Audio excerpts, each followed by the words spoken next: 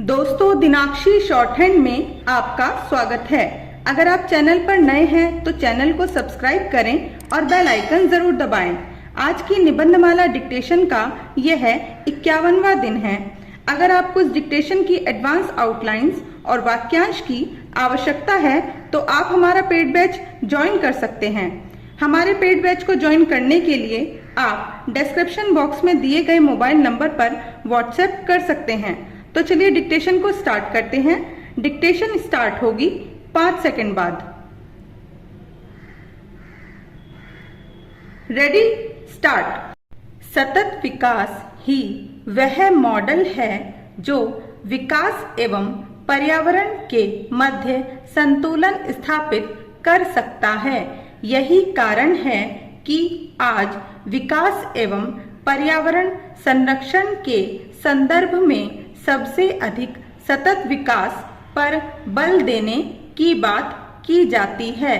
वस्तुतः पर्यावरण व विकास एक दूसरे के विरोधी न होकर एक दूसरे के पूरक हैं और दोनों मानव जीवन के लिए परम आवश्यक है। अतः जो विकास पर्यावरणीय मुद्दों की अनदेखी करता है वह टिकाऊ नहीं हो सकता। इसीलिए पर्यावरण का स्थायित्व विकास की अनिवार्य शर्त है।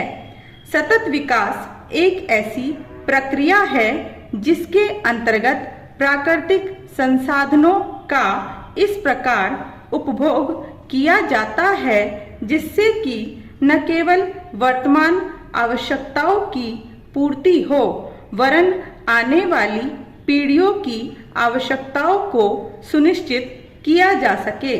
इसमें पर्यावरण की सुरक्षा व संसाधनों के समुचित उपयोग पर जोर दिया। वास्तव में कोई भी गतिविधि जो प्राकृतिक संसाधनों, पारिस्थितिकी और पर्यावरण के साथ सामंजस्य किए बिना जारी रहती है उसकी परिणति असंतुलित विकास से होती है।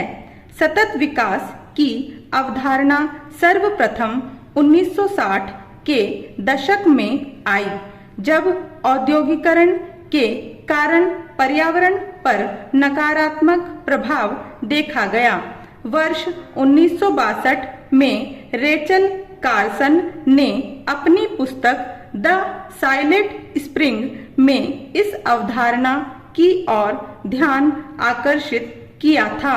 यद्यपि सतत विकास शब्द का पहली बार प्रयोग वर्ष 1970 में पर्यावरण तथा विकास पर कोकोयोक घोषणा में किया गया तथा अवधारणा के रूप में वर्ष 1987 में ब्रंटलैंड आयोग की रिपोर्ट हमारा साझा भविष्य में इसकी चर्चा की। सतत विकास मानव के अस्तित्व की आधारभूत शर्त है जिसमें वह पारिस्थितिकी के साथ समन्वय कर व्यवस्था के न्यायपूर्ण संचालन का समर्थन करता है।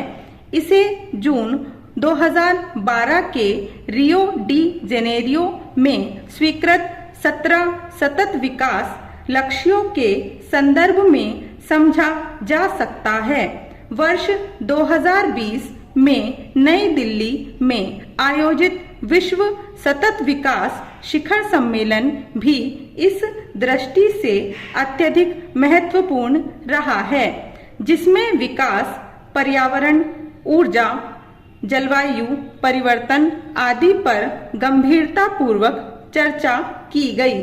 साथ ही इस संदर्भ में कोप की वार्षिक बैठक अत्यधिक महत्वपूर्ण भूमिका निभा रही है, जिसे विशेषकर कोप 21 के संदर्भ में समझा जा सकता है। आज विकसित और विकासशील देश दोनों को इस विषय पर गंभीरता पूर्वक पहल करने की आवश्यकता है।